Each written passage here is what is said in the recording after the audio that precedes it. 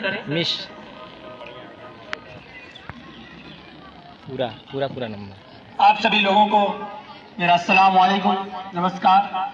हमारे विद्यालय के प्रांगण में उपस्थित प्रबंधक महोदय, प्रधानाचार्य महोदय, शिक्षकगण, अध्यापकगण, अभिभावकगण और मेरे प्यारे साथियों, मैं मोहम्मद नौशाद आप सभी लोगों के सामने देश प्रेम और राष्ट्र निर्माण के उपलक्ष्य पर अपने विचारों को साझा करना चाहता हूं कि तुम्हारे हर सितम पर मुस्कुराना हमको आता है, लगाओ आग पानी में बुझाना हमको आता है, और बुझाना चाहते हो तो बुझा डालो हवा बनकर, मोहब्बत के चिरागों को जलाना हमको आता है। आजादी का असली मतलब वही समझ सकता है जिसने कभी गुलामी की हो। हम सौभाग्यशाली हैं कि हमने स्वतंत्र भारत में जन्म लिया। यूं तो आजादी की लौ सन 1857 में ही जल चुकी थी, जो वर्षाल बनकर सन 1947 में इस देश भारत को आजाद कराई। प्राचीन, मध्यकालीन और वर्तमान भारत के उदाहरणों से यह स्पष्ट करना चाहूंगा कि जब हम फिरंगियों के फेरे में फंस गए थे तो रंग दे बसंती चोला के एक ही नारे पर टोलों के टोले उमड़ाते थे, और वंदे मातरम के नारे से हमारे शरीर में आने वाला 5-5 डिग्री का सैलाब अंग्रेजी शासकों की जौ में तूफान ला देता था। तब लोग मर जाते थे, तब लोग मिट जाते थे, तब लोग फांसी चढ़ जाते थे, तो वो भी अपनी देशभक्ति साबित कर रहे होते थे, क्योंकि ये इस दौर की कसौटी थी। वाले हालात पैदा हो जाने के बावजूद एक माँ अपने बच्चे को सरहद पर दुश्मनों की धज्जियां उड़ाने के लिए भेज दिया करती थी। इस तरह पूरा परिवार अपनी देशभक्ति साबित कर रहा होता था।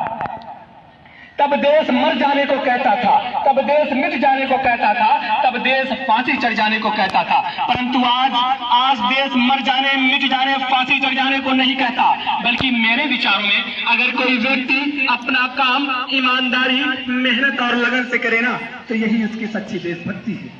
मैं नहीं मानता कि व्हाट्सएप, फेसबुक की डीपी को 3 रंगों में रंगना और साल में 2 बार तिरंगा ले लेना ही देशभक्ति है। अगर आप इसे देशभक्ति कहेंगे तो महोदय मैं आपसे पूछना चाहूंगा कि ट्रैफिक की छांव में, नंगे पांव में तिरंगा बेच रहा है बच्चा, क्या आप उसे उसकी देशभक्ति कहेंगे?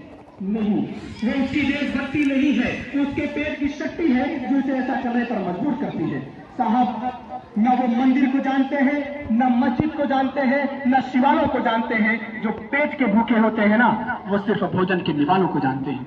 अपने देश, अपने समाज, अपने परिवार के लिए समर्पण का भाव है देशभक्ति, और हर देशद्रोही के जीवन में आने वाला तूफान है देशभक्ति। करा उठती है वो देशभक्ति जब एक नौजवान बेटा अपने बूढ़े माँ बाप को वृद्धा आश्रम की चौखट पर छोड़ आता है। देशभक्ति तो तब आहत होती है जब मुसीबत में फंसे लोगों की मदद करने से ज्यादा हम सेल्फी लेकर अपनी लाइक बढ़ाने में लगे होते हैं। महोदय, हम ऐसे समाज में जीते हैं ना, जहां पत्थर की मूरत को लगते हैं 56 भोग, और भूखे नंगे तड़पते सो जाते हैं लोग।